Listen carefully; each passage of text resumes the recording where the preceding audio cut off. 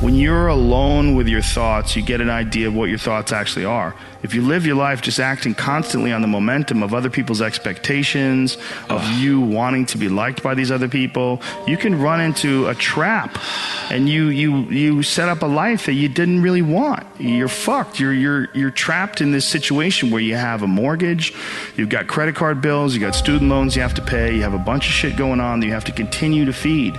And all that, and especially if you have a family and you have to feed them, oh my goodness, then you're fully locked in. You can't take any chances whatsoever. And oftentimes people make the mistake of getting stuck.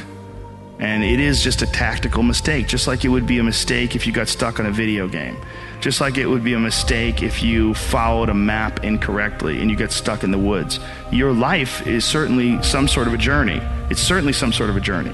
And we have to all be aware that when we're making journeys, we're not going to always make the right steps. And sometimes you have to back up and try again. And if you're in a position where you can't back up and try again, you've trapped yourself. And the system will set out honeypots for people to get trapped in. The system will set out the ideas of retirement, the ideas of the golden years, providing you benefits, providing you a healthy work environment. Why? Well, because they want people to work for them. They don't want people to realize their own dreams and escape. And that's a fucking pain in the ass. So you gotta hire more people and train them, and they want to set it up so that you stick around. Stick around in some sort of an unsatisfying world. It's up to you to see that video game problem, to see that issue as it comes up on the map. No, I think this is a right turn. To see all the problems that could potentially lay in front of you and calculate your future. And then also look around all the people that didn't do it and look at the misery that they're in and learn that you don't want to be like them. And then look at the people that have kind of taken chances and navigated their way. What did they do differently than you? What objectivity do they have that maybe you lack? What insight into their own mistakes are they willing to delve into that you're not, that you step back and you go, I just don't want to look at myself that closely. But the person who's able to look at themselves the closest is going to get the more rational results.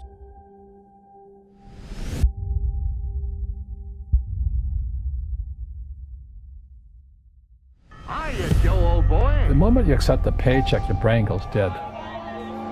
He says, as long as you're hungry, you'll think. Because you need a job, because you're in debt, because you have credit cards, because you have student loans, because that's what everybody does. And so you do it too. That's what's wrong. Let them figure it out on their own.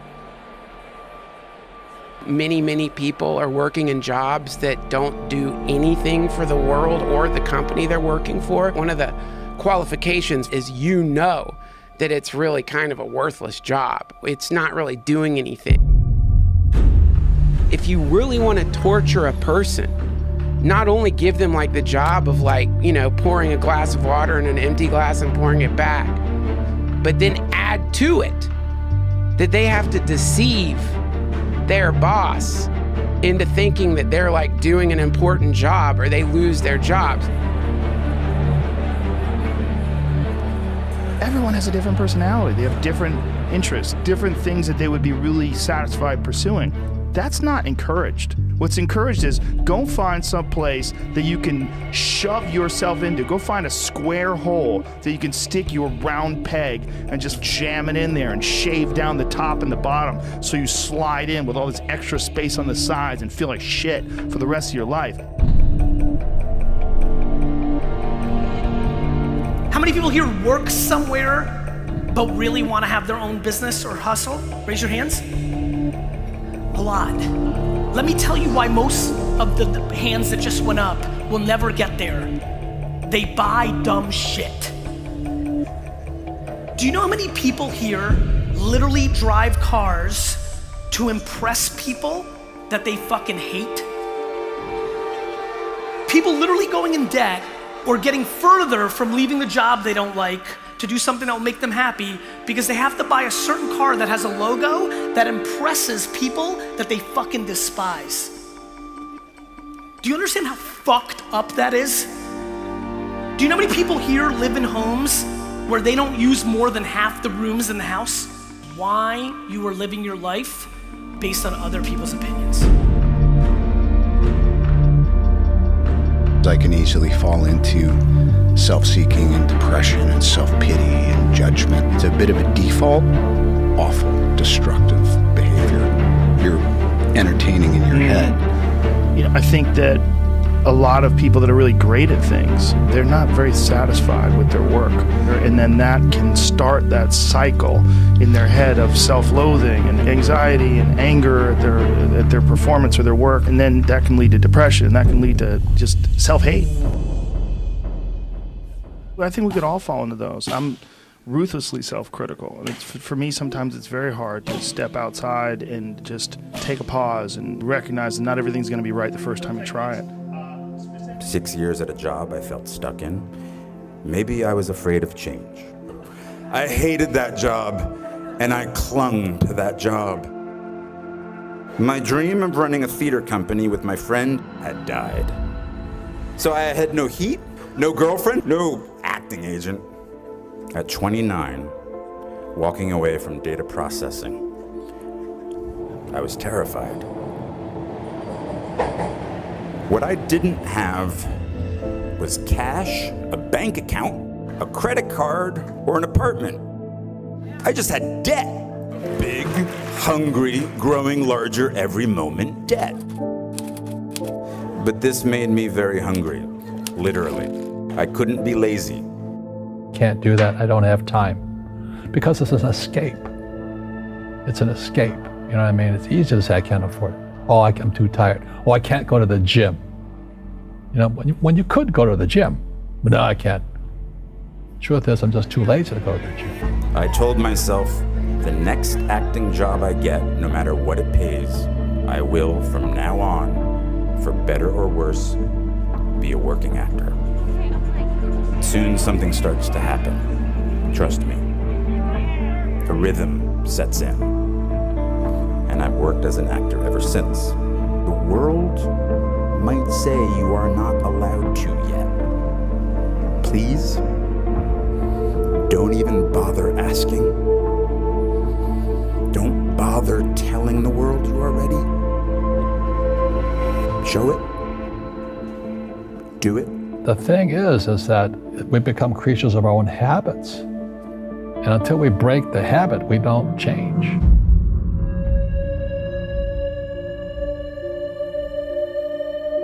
I think there's a lot of people out there like that, and for some awful reason, they never find whatever it is that can break them free. They never catch a ride on that river out. And I realized that like these unconventional paths, they brought me something that I wasn't getting from regular life. From then on, I'd kind of like locked into this thing where I'm just gonna do what I like and fuck what everybody says, because everybody's giving me advice to do this and advice to do that, and it never seems to be what I wanna do. And I was like, so if nobody knows, then I have to trust me. I have to know for me. Nobody's happy who doesn't get to be themselves. What do you really appreciate? What's important to you? And what's really important to you? Because you don't have forever, right? So what is important to you? Because you only have 24 hours in a day. So what's important to you? Chase what you're trying to do. You have to take a path that's dangerous. You have to plan it out, to put aside enough money to give yourself a window. And then you have to have a plan, and you have to spend all your waking hours outside of whatever shit job you do planning your escape. And you have to come to the realization very clearly that your life depends on it. I hate Plan B. And I tell you why. Because we have so many of those people that say no, and you can't do it, it's impossible. But when you start doubting yourself, that's very dangerous. Because now what you're basically saying is that if my plan doesn't work, I have a fallback plan, I have a plan B. And that means that you start thinking about plan B, and every thought that you put into plan B, you're taking away now that thought and that energy from plan A.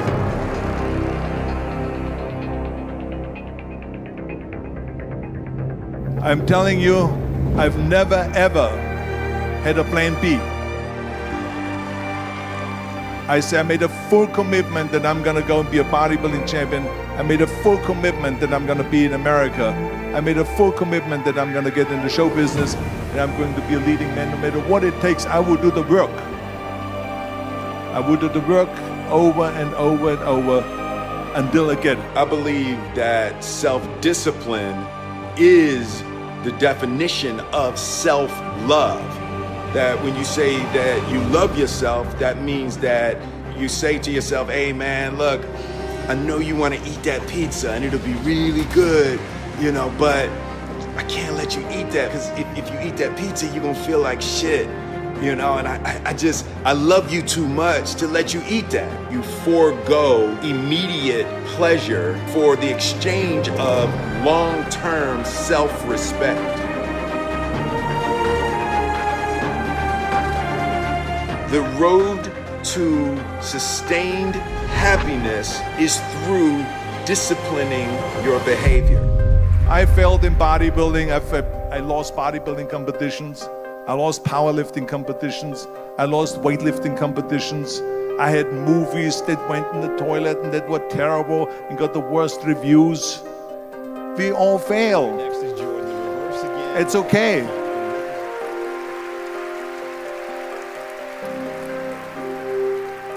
What is not okay is that when you fail, you stay down. Whoever stays down is a loser. And winners will fail and get up, fail and get up, fail and get up. You always get up. That is a winner. Because everybody has dreams, but nobody knows but you. You can't get advice on what you should do with your life. And it's like, as much as you want people to agree and you want the people around you to be supporting your dreams and all, it's not gonna be like that. But if you don't believe, nobody else is gonna believe. People come along because your belief is so insane. Following your dreams is a lonely, solitary, scary, dangerous pursuit.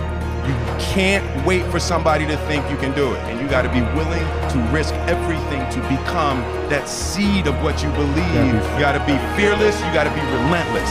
You gotta take your shot. I wake up at 28 years old. I was $50,000 in debt. You know, couldn't sleep at night because it felt like I had bricks on my chest. I was 213 pounds, which for me and my frame was way overweight. I was prescribed Lipitor. I had to take blood thinners, and it was like a total disaster. What am I gonna do with my life? Like, I cannot take another day in this level of pain. I was at my breaking point, and my mom must have intuitively known it because I used to kind of hide a lot of this. I used to make it look like everything was okay on the outside, and she gives me a book. And in that book, she just writes in the front cover, I believe in you.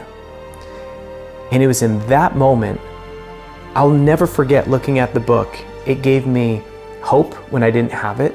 It gave me the possibility of a future that was bright when it seemed so dark and dim and nasty and just terrible all around me. And in that moment, one person who believed in me, because I was no longer believing in me, changed everything. And I took that in, and I remember crying, and I remember reading it, and I just kept reading it over and over. I believe in you. And I kept picturing my mom. She would always say, you can do anything you put your mind to, over and over and over. I said, you know what? This is my choice point. I get to either allow this situation to break me. I just give up on my dreams forever, and I do what everyone else is telling me to do. Everyone else is telling me to go get a job. Everyone else is telling me you're not good enough. People are laughing at me. And instead I said, you know what? I'm gonna borrow my mom's belief. Even though I'm 28 years old, between 28 and 30, I'm gonna set a date. And I had always wanted to sell a business by the time I was 30, but I'm gonna set a date and I'm gonna actually declare it. I'm gonna tell people that I'm gonna build and sell a company before I turn 30 years old. I got a tattoo on my chest with a goal on it, a cross, and inside the middle of that cross, it says Believe 2012 backwards. So if you look at me, you're like, what's that on your chest? What does that say? But in the mirror, every single day, I could look at myself, and every single day, I would look at it and just say, before I turn 30, I will have sold a business, and I will have achieved my dreams, and this is what my life will be like. And got into action. Started a business, people thought I was crazy, and I just kept pressing forward, and within 2 years, right before I turned 30, I sold the whole company before I turned 30, exactly like the tattoo stated. What I never would have expected in a million years was that it felt so empty. And it felt so empty because I didn't have anybody to enjoy it with. I was by myself. It was just me. I started crying and I started thinking that I can't believe that I don't feel fulfilled by this. I need to figure out why I feel this way. And I said, well, I want love. After all this time, my greatest desire is love. I want to find the person that just lights me up and where we're able to make each other happy, where we're able to just start a family together. Like, I want to feel that unconditional love. So I just started writing. I just started writing and writing all of the things that I wanted. Dark hair and green eyes and the most beautiful woman that I've ever seen in my life. And I made that declaration and I made that commitment. I'm going to be engaged in the next 12 months, and read the letter every single day. When I'd come home from a blind date that was a total disaster, I would read that letter.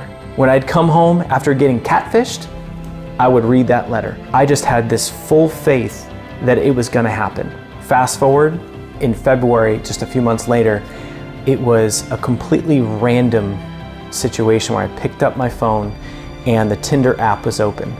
And from a picture, from just one photo, I literally knew that this woman would be my wife. Everything I had written about in my letter, the dark hair, the green eyes, like all of these things, like being so beautiful. And we went out on our first date. When we met, it was like everything that I had like seen in the movies. It was like we just stopped. You know that look where you look at each other and it's almost like your head kind of tilts a little bit? Our connection was instant. Our conversation was so deep and so connected so fast. I mean, it was like we've known each other our whole lives. All the things I'd written about in the letter about getting engaged, all of these things were in motion, happening faster than I ever thought possible. You know, from that, we just kept progressing until I ended up proposing. And I just thought to myself, I made it. I made it. This is what my mother saw in me. This is what I have been dreaming about since I was a little boy. I made it. What an experience that anything is possible in life. That you can change your way of being, that you can grow your confidence, that anything's possible. I declared that I was going to build and sell a company. I declared that I was going to find the love of my life. When you've got something that you want and you're willing to sacrifice and never ever let off the gas pedal no matter what the circumstance is. It doesn't matter who you are, it doesn't matter where you grew up, it doesn't matter what your current situation is, it doesn't matter if you're in debt, it doesn't matter what's going on around you, that any human being can set their eyes on a vision for their life. Every time that you speak your vision with your words out loud to other human beings, you're inflating it with hope, you're inflating it with belief, and you're inflating it with possibility that you will make it happen. And when the world or when someone tries to take that dream away, when someone else comes at you and says it's never gonna happen, you can take that and leverage it and you can say, I can, I will, watch me.